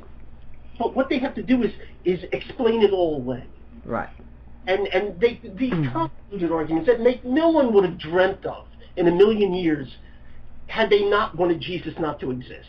Mm-hmm. It simply doesn't make, their arguments don't make any sense. Well, I'd like to say at this point that this is the Deeper Waters podcast, and this podcast is sent out to you freely, but it takes work to put this together, and I want to encourage you out there, please join in the work. I know a lot of you really like listening to the podcast. You listen to it while you're driving and things like that. It's wonderful. I love hearing that. I want to thank my friend Joe Furchess recently, for instance, for writing a great review of the Deeper Waters podcast. Really good to hear that stuff. But I'd really appreciate your support in this. Now, if you want to support us, you go to my website at deeperwaters.ddns.net. And there are a few ways you can do it. First is help support the work of Deeper Waters Christian Ministries. And there's a link there. You click that, you'll get taken to the Risen Jesus website of my father-in-law, Mike Lacona, and his wife, Debbie. And you make a donation there. I mean, you email me or you email Debbie, you get in touch with us, and say, hey, I made a donation. I want to go to Nick Peters. I want to go to Deeper Waters. It will, and your donation will be tax deductible. You can also support us by buying books in the Amazon store. You can support us by buying books that I have written or co-written on Amazon. And another way you can do it is, now we got set up, there's a link. You can buy jewelry to support us. So guys, your special day with your ladies coming up, like an anniversary, birthday, something of that sort, you want to do something special? How about buying some jewelry? Okay, you click the link there. The access code is LOVE. And you buy something very special for the lady in your life. And then you contact me, or you contact Lena Klestor, who runs the site there, and say, hey, I bought this, I want to go to Deeper Waters. 25% of what you buy will go to Deeper Waters. So if you're feeling very romantic, you spend $100 to get your wife some jewelry, we get $25. I mean, what kind of deal is that? You get to support a wonderful cause, and then you get to get jewelry for your wife, and I'm sure a lot of your wives will very much appreciate that. So I'd really encourage you, please consider making donations. We could really use your support. And if you like what we're doing, if you appreciate the harvest, take part with us in working in the garden. Now, Albert, do you have an organization, charity you'd like to see people donate to? No, well, if they want to donate, they should donate to you, okay? So we'll give you a little plug there. But if you wanted to help, basically, with what I'm doing, best thing to do is on my website, which is labrum.net, LABARUM.net. There's links to Amazon.com on there. Even if you don't want to buy one of my books, if you can do that, certainly. There's links there for those. But if you wanted to just click and buy, if you buy something at Amazon, I would get a kickback, and basically I get a little bit out of it, a certain percentage of it, and that just pretty much helps with the books I have to buy to write the book series. Right. Because I have to, obviously I've purchased a lot of books to be able to cite all of these things. So, and I wouldn't have been able to do it without Kindle, because they're a lot less expensive. But Kindle is wonderful. Yes, but so that would help. But I'm not a non-profit. I'm not a registered charity where you get tax deductions or anything like that. So I don't want to give the impression that I am. It would just be like a certain percentage or whatever would go there. When you talk about the Kindle, if you've got a Kindle, I've got a Kindle Fire, and you can name your Kindle so you can identify. I have mine named as Nick's Precious. Okay, can I just do one thing? I think at this point, since we've been talking about the book series, can I at least just name the books in the book series? Absolutely, go ahead. Okay, so far the books in this, if you go to, by the way, if you go to labrum.net, one of the links says Jesus Mythicism book series, and if you go there, there's a whole list of all the books that I'm planning at the moment. Now this changes from time to time. If some new thing came out and I felt I had to address it because so it might change. But all of them are listed there. But the ones I've done so far, the first one was a quick survey of Jesus Mythicism, which is just a general overlook. And some little food for thought with it, which is not not intended to be a full refutation, but for people who really have no experience with it. The next one, then there's Meet the Mythicists, which basically gives a little description of each of the major mythicists both in history and today. Then the origins of Jesus Mythicism, which basically deals with how Jesus Mythicism came to be in the first place. Fascinating, right there. Yes, that's a story in and of itself. It's a pretty amazing. I just sort of. It was funny because one book kept leading me to another book, to another book, to another book, and when it's just the whole story is just fascinating because I keep getting more and more information and you know. Then there's one called Debating Jesus Mythicists, which is basically how to approach a conversation. It's not meant necessarily for formal debates, but more like the kind you would do online. Right. It's just like a casual or to talk over the water cooler kind of thing. Then there's one called Evaluating Jesus Mythicist Memes, which basically analyzes a bunch of little catchphrases that keep getting repeated and are just total garbage. Mm-hmm. Then there's one called Jesus and the Sun, which basically deals with the whole astrotheology method, the sort of thing in Zeitgeist about the sun and the 12 and the zodiac and all of that, and debunks all of that. Then there's one called Prophet of Zeitgeist, which basically is a critique of Jordan Maxwell. A lot of people don't remember Jordan Maxwell because he goes back quite a way. Generally, and it really has surprised me. That has been one of the biggest sellers in the series because apparently a lot of people, his old videos are all over YouTube. So a lot of people run into it, and a lot of people think Jordan Maxwell is this incredible scholar, and his stuff is just totally out there. It's in la la land. I mean, you cannot even explain how bizarre some of the things he claims, but you'll hear the things he claims continually get recycled in movies like Zeitgeist, for example, or The God Who Wasn't There. So I felt it was important to get him out of the way. So I did that book, and and then the last one is titled Neither New Nor Strange, which deals with the misquotes of church fathers that people try to use to claim Jesus was based on pagan gods, things like Augustine, or to say that these guys were all scoundrels and things like that. Neither New Nor Strange, the title of the book is taken from a quote line that's always used with the church historian Eusebius, where he says, Christianity is neither new nor strange, but has always existed. And they claim that that's referring to pagan parallels of some sort, but actually, if you read the chapter, and if you read the whole thing in context, it's referring to Christianity being the successor of the religion of the Old Testament. Right. So I deal with a lot of those things in that book. Yeah. Now, let's get back to what we were talking about with Paul here.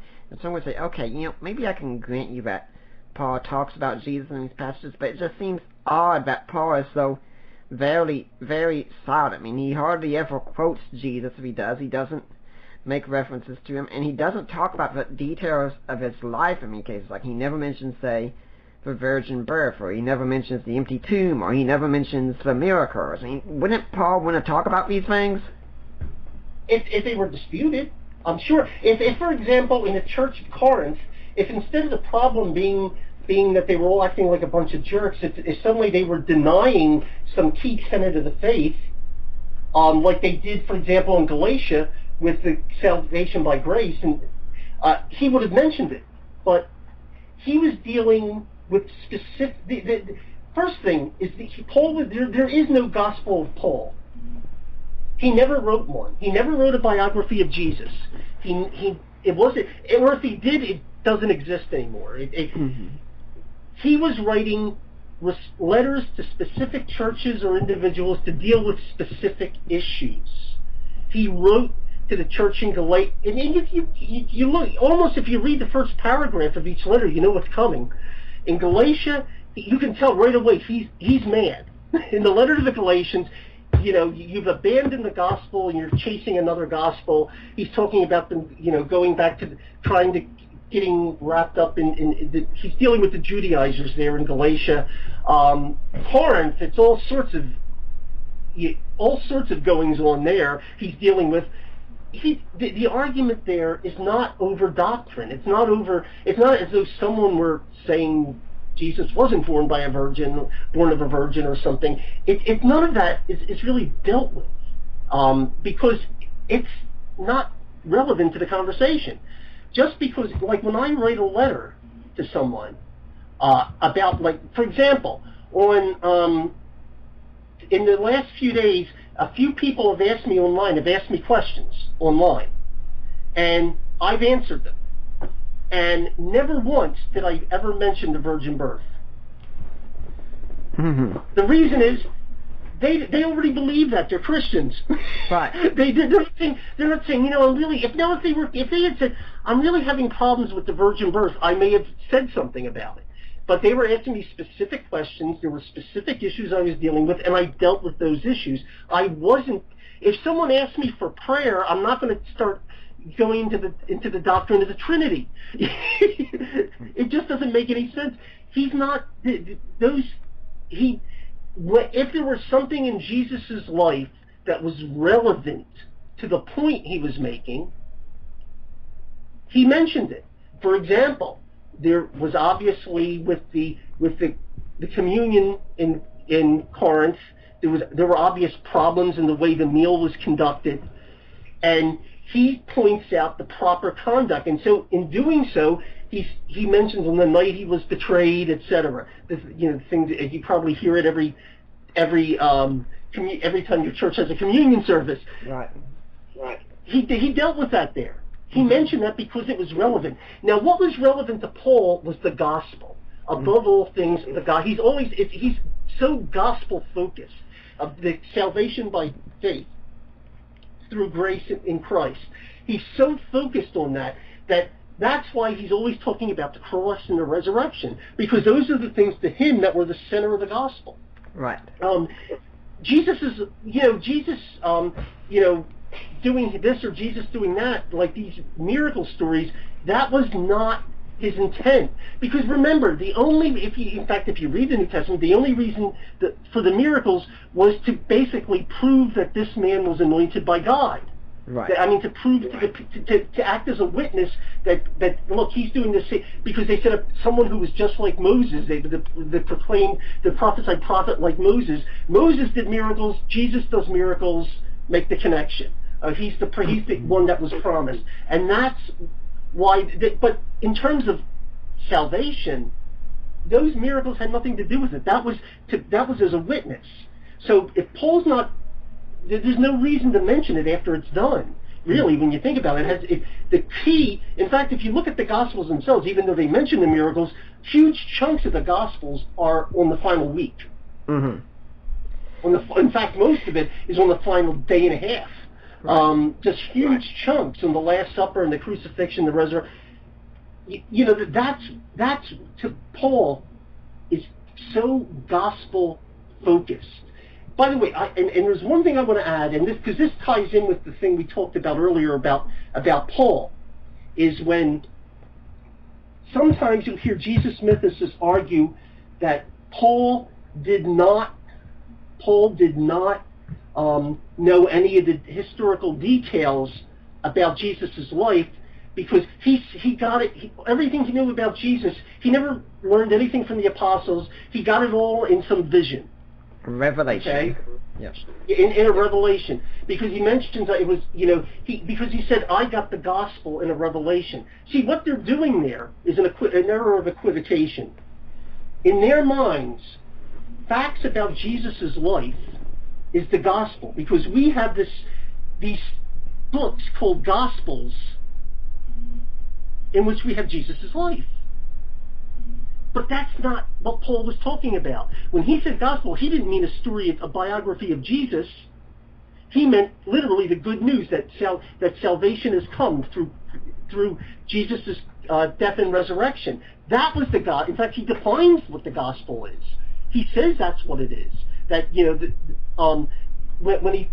when he speaks of his crucifixion, then how all these different people saw him, and last of all him, he defines the gospel. That's what he meant. He didn't mean a biography of Jesus. So when they say he got his information, they're tying it back to a use of the word gospel that's anachronistic, that comes later, when they start calling those books gospels, because they contained the gospel that Paul was talking about. But when he says gospel, he's not talking about a biography of Jesus. So when he says he received the vision, what he got in the vision was the gospel, the idea of salvation by faith, and that's what he brought to Jerusalem in the council there, in the meeting they had, in which basically he said they gave him the right hand of fellowship. That's the gospel, not a biography of Jesus.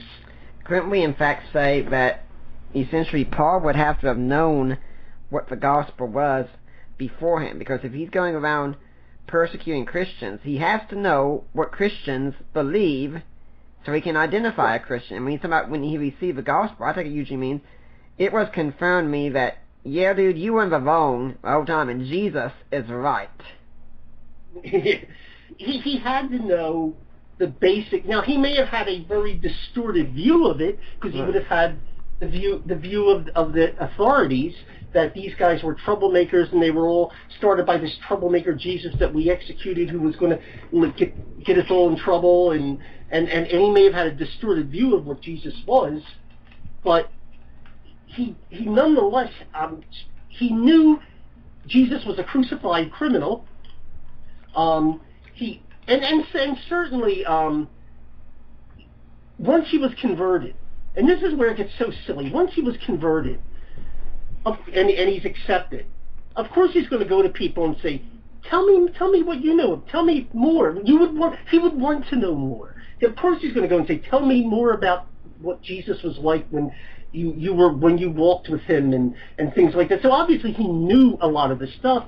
But what happens is people will look at that one passage that says he received the gospel in a vision, in a revelation. Mm-hmm. And say that he received everything he knows about Jesus in a revelation. That's not what he's talking about. No, he received the knowledge that we're saved by faith in a revelation. And if you look at the context, that's obviously what he's talking about. Yeah, when we look at two other passages along those lines, 1 Corinthians 11 and 1 Corinthians 15, where first when we talked about the communion tradition, says, "I received from the Lord," where Craig Keno points out that if you look at the way Jews talk about that time, they claim to have received things from Sinai. It didn't mean they got a special revelation. It meant the origin of a tradition. I'm telling you, it goes all the way back to Moses. And Paul would trace this back to the Lord for a simple reason. The Lord was the one who said it. He doesn't say the same thing in 1 Corinthians 15, because Jesus never made a statement about his appearing to many people and such. Right. They don't understand the context, the social context, particularly within Judaism. Mm-hmm. They don't get that at all. They don't understand the way things were. It was an alien culture, and it's alien.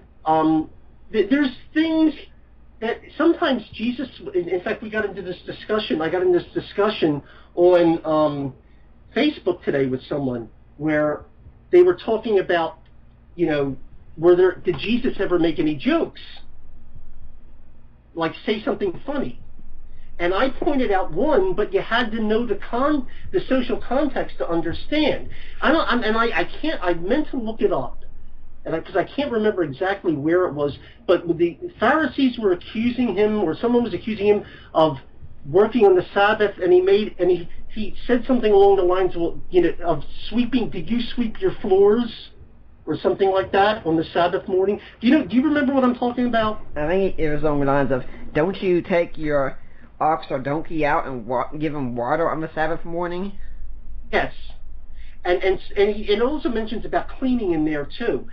The story on that is that in Jewish homes of the time, in that Jewish homes of the time, they had the lower room and the upper room, and people slept in the upper room, and the lower room they brought the animals inside at night.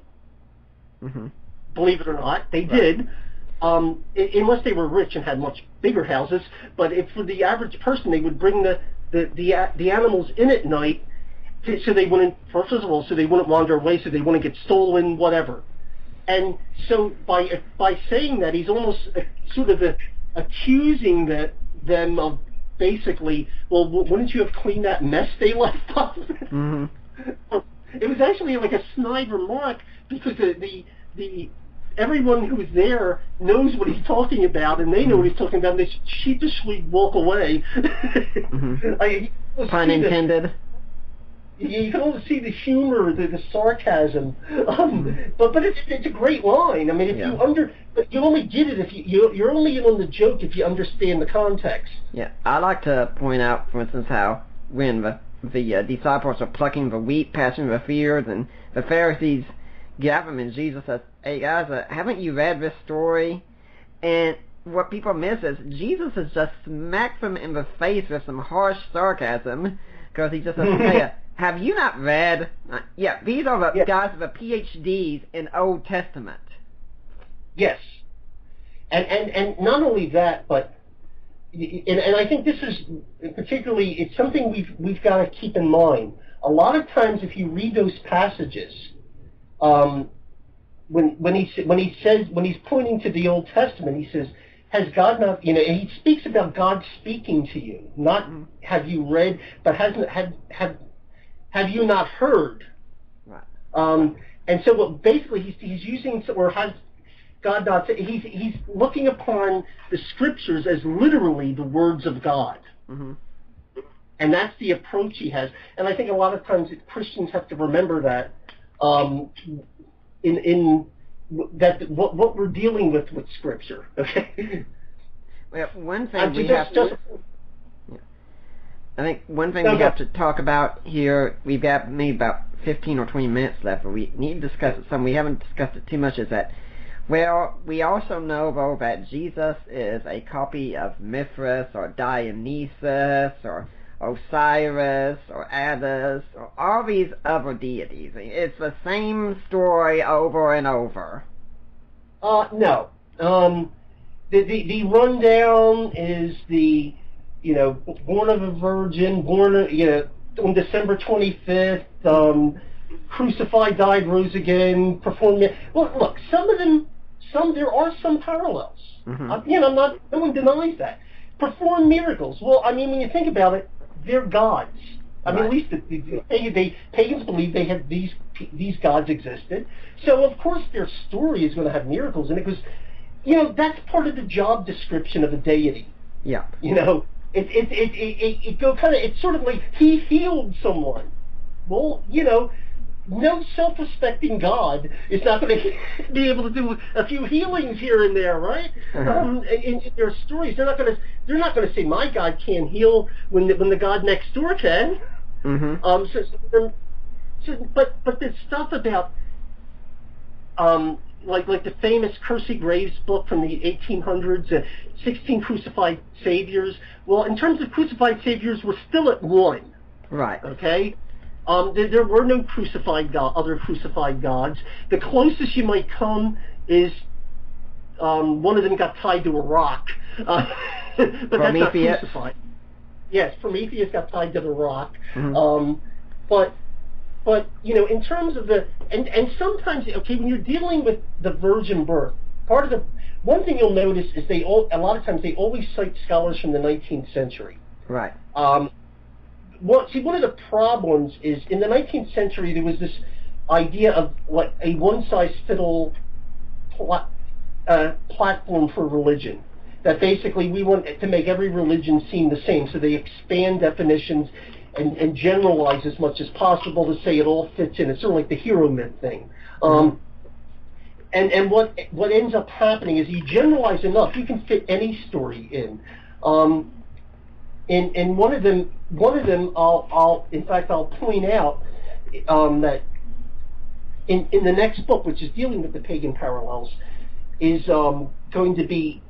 I'll point out that I found a way to completely, and this amazing list of parallels between Alexander the Great and Genghis Khan. Therefore, Genghis Khan did not actually exist. Right. But no, that's not true. If you generalize enough, you can get. But the virgin thing, what ends up happening is there are words in Egyptian and many languages of the time. The word for young woman, the word for virgin, the word for chaste woman, like an ideal woman to marry, were all the same word. So the only way you can tell which one they're talking about is in context. So even the word Parthenos, the Greek for virgin, can also mean a young woman. But obviously, you know they're talking about a virgin in this case, in the case of Jesus, because Mary specifically says, "But I've known no man." So you know what they're talking about there. Right. But in some of the others, they're not really talking about that. They're talking about a young woman. In the case of Isis, something like the ideal. Isis was always portrayed as the ideal woman. Nowhere in there does it say that she was a virgin in the sense that that we would think of. Okay, it just isn't there, and or they'll say Virgo. Well, the problem is like Virgo, from the we get the word virgin from Virgo, but actually in Latin Virgo meant young woman. It also could mean virgin if the context made sense. But Virgo actually meant maiden, basically. A lot of these words were the equivalent of maiden.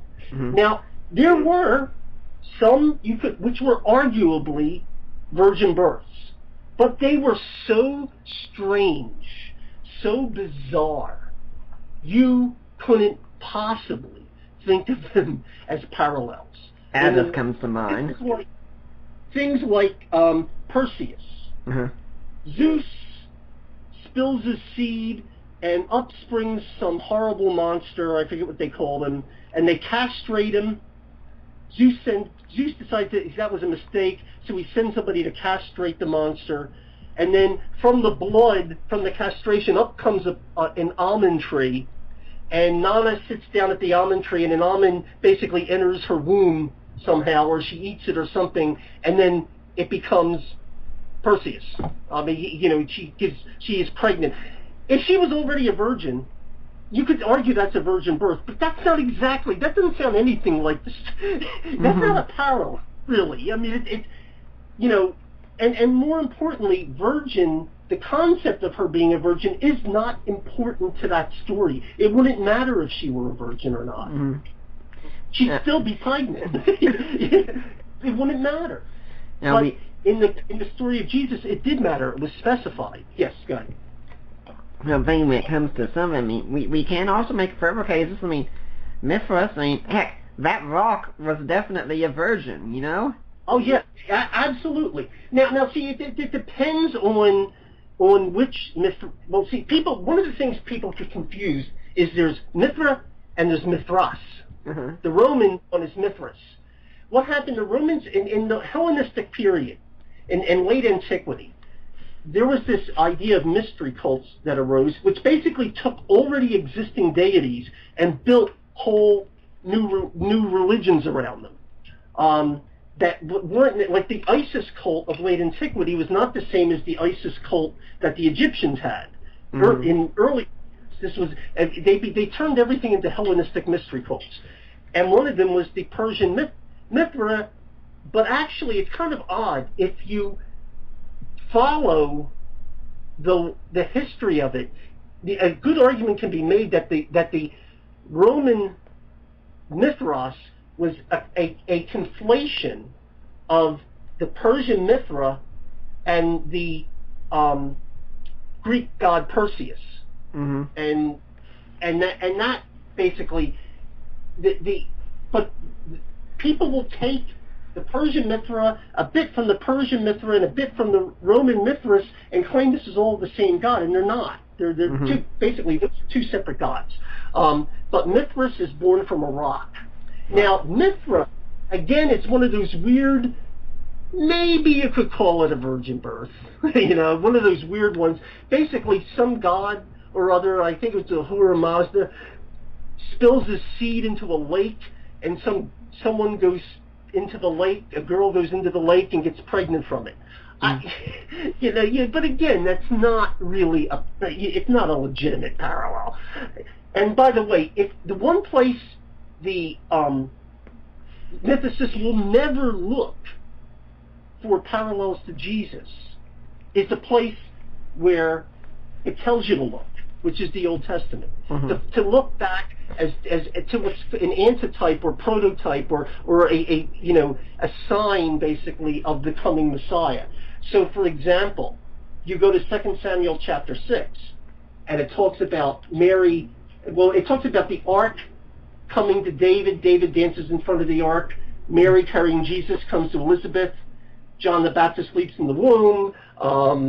That David says, "Who am I that the ark of the Lord will come to me?" And you know what's going to happen. And of course, the mother of my Lord will come to me would be with Elizabeth, etc. So it's obviously a forelooking there, but they never look to the old. They don't want to link it to Judaism, even though that's the obvious place to look. They want to link it to paganism, even though that would have had no concept at all. They would. Well, someone like Robert Price might try to do that, but sometimes he does try and argue that the New Testament is just pretty much taking the stories in the Old Testament and putting them together in some sort of mishmash. Yeah, the thing is, with Robert Price, with Robert Price, I find that it depends on what day you talk to him. I've seen him say things that are all over the place. Like, one day he'll be talking about pagan parallels, the next day he'll be talking about Jewish parallels. Well, what's the difference between a foretaste of a Jewish parallel or someone basically getting out of that those things and writing a story to fulfill them? Well, the obvious thing is that what they take out are, if you looked at what they're trying to link it to, never in a million years would you have thought of taking of the fulfillment that happened. You see what I'm saying? Right. You would have. This is not. If they were to take something, they would have made it a story about some conquering hero. They wouldn't have made it a story like this. This is looking forward to him being crucified. Well, that's not. They would have had. If they were going to make up a Messiah that died and will come back, they would have had him dying in the battle in 70 A.D. Right. Okay. He would have died, or they would have said Bar Kokhba was the Messiah and he'll be coming back. If they were, if the people themselves were, it was going to be someone who died heroically in battle, not someone who was humiliated up on a cross. Yeah, and the Jews were also very resistant to pagan religion for the most part. Yeah. Yes, absolutely. And you just the thing is, now some people will argue, well, there were Hellenized Jews that exhibited lots of sort of quasi-pagan things. The problem is, those Jews were like in Rome or in Asia Minor. The ones in Jerusalem, that area in Judea, they were the ones that the Romans would have called the troublemakers. They were the hard, you didn't do that there. Remember, just trying to put a statue up in the temple caused riots. Right. So they were not into that sort of thing. Well, Albert, we've had a fascinating discussion, but unfortunately we're coming to a time where we do have to start wrapping things up. I recommend that you can go and look up Albert McIhenny on Amazon. That's McIhenny, and you can buy the ebooks for $2.99 a piece, which is about as low as he could get them. And they're incredibly informative. I urge you to do it. Albert, if people want to find out more about you, do you have a blog or website or a way people can get in touch with you? Yes, just go to labarum.net, labarum.net. I also want to mention that I will be putting videos up, and it'll be announced on the blog where you can go watch them, where I'm going to pretty much go through a course on Jesus mythicism that'll go through a lot of the books, and they can watch the videos too. So, but the books will give them the information in more detail. The videos will be more like an overview. Do you have any final message you'd like to leave today for the Deeper Waters audience? Yes. And look, I totally can empathize with people who see this material and they don't have the background and they get shaken up. They get afraid. But the thing is, there are people out there who can answer these questions. You can go to my site, you can go to Nick's site, you can go to J.P. Holding's site at tectonics.org, I think it is. Is that correct? Yeah. Tectonics.org. And there's answers out there. You don't have to panic. The answers are out there. And the fact is, you talk to scholars, again, I said, with the Horus parallels, just ask them, name one living Egyptologist who agrees with this. There isn't any. This stuff is not serious. So what I'm saying is just don't panic. The answers are out there. You may just have to look a little, but you can start at my site, Nick's site, Holding site, and you'll certainly have enough to keep you busy. Well, I would like to thank you for being on here, and I hope to see you again here sometime. Okay, yes, I'd be happy to. Thank you. And I'd like to remind everyone that next week we're going to have on hopefully either Deb Hirsch or Greg West. Deb Hirsch wrote Redeeming Sex, Greg West in charge of the poached egg. We'll find out what's coming up. For now, I am Nick Peters, and I am signing off.